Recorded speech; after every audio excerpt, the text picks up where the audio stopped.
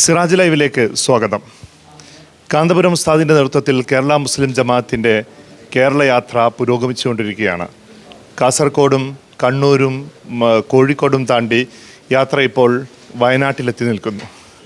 ഈ അവസരത്തിൽ യാത്രാ ഉപനായകൻ സെയ്ദ് ഇബ്രാഹിമുൽ ഖലീലുൽ ബുഖാരി തങ്ങൾ നമുക്കൊപ്പം ചേരുകയാണ്.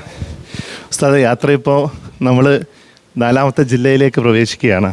ഈ സമയത്ത് എങ്ങനെയാണ് ഒരു വിലയിരുത്തൽ? ഞങ്ങൾ കണക്കൂട്ടലുകളും പ്രതീക്ഷകളും തെറ്റിച്ചുകൊണ്ട് കഴിഞ്ഞ കാലങ്ങളിൽ നടന്ന കേരള യാത്രകളേക്കാൾ വലിയ സ്വീകാര്യതയും അംഗീകാരവുമാണ് കാണുന്നത്. പ്രത്യേകിച്ച് കേരളത്തിലെ പുതിയ നൂതന സംവിധാനങ്ങൾ, നാഷണൽ ഹൈവേ 6 വരി പാതകളാക്കി റോഡ് സൈഡുകളിൽ ആളുകൾക്ക് നിൽക്കാൻ പറ്റാത്തതായി മഹാനായ ഷെയ്ഖുന സുൽത്താൻ കാന്തപുരം ഉസ്താദിൻ്റെ ആരോഗ്യനില മുമ്പത്തെ പോലെ എല്ലാ വിഷമം പ്രയാസമുണ്ട്. കഴിഞ്ഞ കേരള യാത്രയിൽ 140 സ്ഥലത്ത് സ്വീകരണ സമ്മേളനങ്ങളുണ്ടായിരുന്നു. അതെല്ലാം വെട്ടിച്ചുരുക്കിയെങ്കിലും പക്ഷേ ഓരോ റോഡ് സൈഡുകളും നിൽക്കാൻ പറ്റാവുന്നങ്ങളൊക്കെ നോക്കെത്താ ദൂരത്തേക്ക് വരെ നിൽക്കുന്ന ആളുകളെ കാണുകയായി. നടന്ന ഇതുവരെയുള്ള ഓരോ സ്വീകരണ കേന്ദ്രങ്ങളും അതാത് ജില്ലക്കാരെ നെട്ടിപ്പിച്ചുകൊണ്ടാണ്, അത്ഭുതപ്പെടുത്തിക്കൊണ്ടാണ് സ്റ്റേജ് മാറ്റേണ്ടി വന്നു, ഗ്രൗണ്ട് മാറ്റേണ്ടി വന്നു, വികസിപ്പിക്കേണ്ടി വന്നു, സൗകര്യങ്ങൾ ചുരുക്കേണ്ടി വന്നു. അങ്ങനെ ജനങ്ങൾ ഈ മുദ്ര മാത്രമല്ല എല്ലാ ജനപ്രതിനിധികളും എല്ലാ വിഭാഗം ആളുകളും സംബന്ധിക്കുന്നു. സ്നേഹവിരുന്ന് ഒന്നൊന്ന് മറ്റൊന്നിന് ശ്രദ്ധേയമാകുന്നു.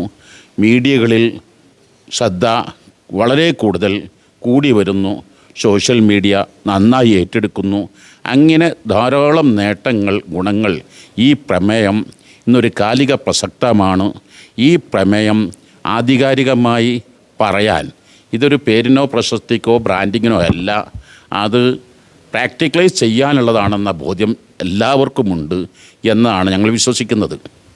അപ്പോൾ നമ്മൾ മുന്നോട്ട് വെക്കുന്ന ഈ ഒരു പ്രമേയം ഉണ്ടല്ലോ, അപ്പോൾ മനുഷ്യർക്കൊപ്പം എന്നതാണ് നമ്മുടെ പ്രമേയം.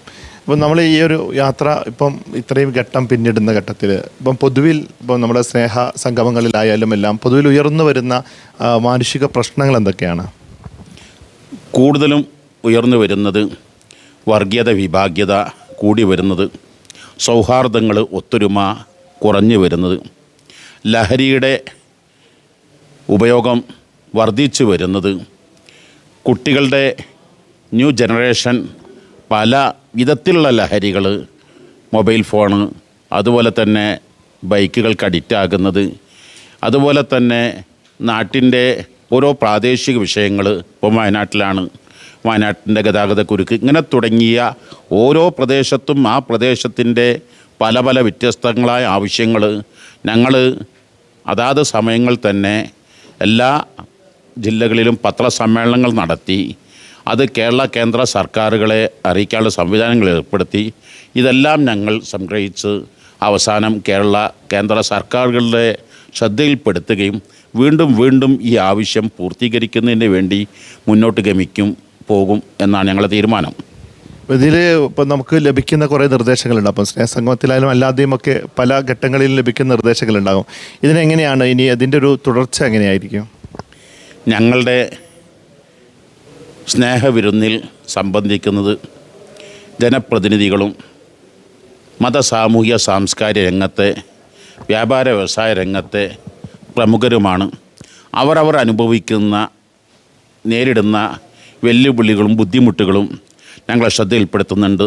ഞങ്ങളതെല്ലാം നിശ്ചയിച്ച് ഞങ്ങളതെല്ലാം മെമ്മോറണ്ടമായി അത് അറിയിക്കേണ്ട ഡിപ്പാർട്ട്മെൻറ്റുകൾ ഞങ്ങളത് അറിയിക്കും. വയനാട്ടിൽ വന്നപ്പോൾ ഉദാഹരണത്തിന് 1921 റെയിൽവേ സർവേ നടത്തിയതാണ്. പിന്നീട് 100 കൊല്ലമായിട്ടും റെയിൽവേയുടെ ആ സർവേ അല്ലാതെ ഒന്നും നടന്നിട്ടില്ല. അത് കേന്ദ്ര റെയിൽവേ മിനിസ്റ്റർ അറിയിക്കും. അങ്ങനെ ഓരോ കാര്യങ്ങളും അതാത് ഡിപ്പാർട്ട്മെൻറ്റിൻ്റെ ശ്രദ്ധയിൽ മിനിസ്റ്ററുടെയും ശ്രദ്ധയിൽപ്പെടുത്തി അത് പരിഹരിക്കാനുള്ള ശ്രമം നടത്തും. കാന്തപുരം ഉസ്താദ് നയിക്കുന്ന 3ാമത്തെ ഒരു കേരള യാത്രയാണല്ലോ അത്. 1999, 2012 2 കേരള യാത്രകൾ നമ്മുടെ മുന്നിലുണ്ട്. ആ ഒരു കാലത്ത് ഉസ്താദിൻ്റെ ഒരു അനുഭവങ്ങൾ എങ്ങനെയായിരുന്നു കഴിഞ്ഞ കേരള യാത്രയുടെ? ആദ്യത്തെ കേരള യാത്ര മനുഷ്യ മനസ്സുകൾ കോർത്തിണക്കാൻ എന്നായിരുന്നു. രണ്ടാമത്തെ കേരളയാത്ര 2012 മാനവികതയെ തൊട്ടുണർത്താൻ എന്ന മുദ്രാവാക്യം. ഇപ്പോഴത്തത് മനുഷ്യർക്കൊപ്പം എന്നതാണ്. മൂന്നും ഏകദേശം വിഷയം ഒന്ന് തന്നെയാണ്. ഓരോ യാത്രയും മുമ്പത്തേക്കാൾ 10 മടങ്ങ് അല്ലെങ്കിൽ 100 മടങ്ങ് സ്വീകാര്യതയും അംഗീകാരവും, പ്രത്യേകിച്ച് സ്നേഹവിരുന്ന് മുമ്പത്തെ യാത്രകളൊന്നും ഉണ്ടായിട്ടില്ല. പിന്നെ നേരത്തെ ഉണർത്തിയ പോലെ ഒറ്റ വേദികളും മതിയാകാതെ വരികയാണ് ചെയ്യുന്നത്. അപ്പോൾ സ്വീകാര്യതയും കൂടി വരികയാണ്. ഓക്കെ, അപ്പോൾ ഉസ്താദ് ഒരു കാര്യം കൂടി ചോദിക്കാം. ഇപ്പോൾ നമ്മുടെ കേരളയാത്ര ഇങ്ങനെ മുന്നോട്ട് പോവുകയാണല്ലോ. അപ്പം ഓരോ സ്ഥലത്തും കേരളയാത്ര കഴിഞ്ഞതിൽ നിന്നൊക്കെ വ്യത്യസ്തതകൾ പുലർത്തിക്കൊണ്ടാണ് പോകുന്നത്. ഇതിൻ്റെ ഒരു സംഘാടനം വലിയ തോതിൽ അംഗീകരിക്കപ്പെട്ടിട്ടുണ്ട്. കാരണം എല്ലാ ജില്ലയിലും ഒരേ രൂപത്തിലും ഒരേ രീതിയിലും അത് മുന്നോട്ട് കൊണ്ടുപോകുന്നു. അതിലൊക്കെ ശ്രദ്ധേയമായൊരു കാര്യം, ഉസ്താദിൻ്റെ പ്രസംഗങ്ങൾ പലപ്പോഴും ഒരു ജില്ലയിൽ പറയുന്ന കാര്യങ്ങൾ മറ്റൊരു ജില്ലയിൽ ആവർത്തിക്കാതെ വ്യത്യസ്തമായ വിഷയങ്ങൾ എടുക്കുന്നു. വാർത്താ സമ്മേളനങ്ങളിൽ ഏറ്റവും പുതിയ ചോദ്യങ്ങൾ വന്നാൽ പോലും ഉസ്താദ് കൃത്യമായിട്ട് അതിന് മറുപടി പറയുന്ന ഒരു സാഹചര്യമൊക്കെ ഉണ്ട്. എങ്ങനെയാണ് ഈ തിരക്കിനിടയിൽ ഇതിൻ്റെ ഒരു അപ്ഡേഷൻ നടക്കുന്നത്? മുമ്പത്തെ പോലെയല്ല. ഇന്ന് കാസർഗോഡ് നടക്കുന്ന സ്വീകരണ സമ്മേളനം മീഡിയകളിലൂടെ ലോകം മുഴുവനും വീക്ഷിക്കുന്നുണ്ട്. ഞങ്ങൾക്കതിൻ്റെ റിസൾട്ടും കിട്ടുന്നുണ്ട്. മലയാളികൾ എവിടെല്ലാം ഉണ്ടോ, വിദേശങ്ങളിലാണെങ്കിലും യൂറോപ്പിലാണെങ്കിലും അതേ പിന്നീട് പറയാൻ പാടില്ലല്ലോ.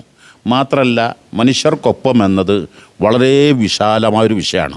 അത് 17 ദിവസങ്ങളിലല്ല, ഇനി 170 ദിവസങ്ങൾ പറഞ്ഞാലും തീരാത്ത അത്രയും വിശാലമായൊരു സബ്ജക്റ്റാണ്. എന്നിട്ടും ഓരോ സ്ഥലത്തും, ഉദാഹരണമായിട്ട് ഇന്നലെ കോഴിക്കോടിൻ്റെ നാഗരികത, കോഴിക്കോടിൻ്റെ ആ പാരമ്പര്യം, പൈതൃകം, ഇതൊന്നും പറഞ്ഞ് ഞാൻ പഠിച്ചതിൽ ഒരു ചെറിയ ഭാഗം മാത്രമേ പറഞ്ഞു തീർക്കാൻ കഴിഞ്ഞിട്ടുള്ളൂ.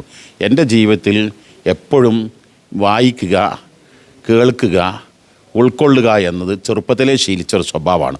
പുതുതായി പഠിച്ചുകൊണ്ടിരിക്കുക. അത് പ്രവാചക തിരുമേനിയുടെ അധ്യാപനം അങ്ങനെ തന്നെയാണ്. പ്രവാചക തിരുമേനി എന്നും പ്രാർത്ഥിക്കുന്ന 3 കാര്യങ്ങൾ. ഒന്ന്, പുതിയ വിജ്ഞാനങ്ങൾ നേടിയെടുക്കുക. ചെയ്യുന്നത് പൂർണ്ണമായി ചെയ്യുക. ഏത് സേവനങ്ങളും അത് ഹലാലാവണം. ഹലാലായാൽ മാത്രം പോരാ, ത്വയ്യിബാവണം, മനസ്സംതൃപ്തി. ഇത് ഞാൻ എൻ്റെ ജീവിതത്തിൽ മുഖമുദ്രയാക്കി എടുക്കുന്നതാണ്. അപ്പോൾ ആയതുകൊണ്ട് പഠിച്ചൊന്നും മതിയായിട്ടില്ല എന്നാണ് ഇപ്പോഴും വിശ്വസിക്കുന്നത്. ഇനിയും കുറേ പഠിക്കാനുണ്ട് എന്നാണ് എൻ്റെ മനസ്സ് പറയുന്നത്. എന്തായാലും ഉസ്താദ് തിരക്കുകൾക്കിടയിലാണ് നമ്മളോടൊപ്പം ചേരുന്നത്. അപ്പോൾ എല്ലാവിധ സന്തോഷങ്ങളും നേരുന്നു. അപ്പോൾ കേരളയാത്ര മുന്നോട്ട് പോയിക്കൊണ്ടിരിക്കുകയാണ്. വലിയ പുതിയ വിഷയങ്ങളെ അഡ്രസ്സ് ചെയ്തുകൊണ്ടിരിക്കുന്നു. എന്തായാലും വരും ദിവസങ്ങളിൽ നമുക്ക് നേതാക്കളുമായിട്ട് സംസാരിക്കണം. കേരളയാത്രയുടെ അപ്ഡേറ്റുകൾ ഏറ്റവും വേഗത്തിൽ ഞങ്ങൾ നിങ്ങൾക്കൊപ്പം എത്തിക്കും. ക്യാമറാമാൻ മുഹമ്മദ് ഷബീബിനൊപ്പം സയ്യിദ് അലി ശിഹാബ്, സിറാജ് ലൈവ്.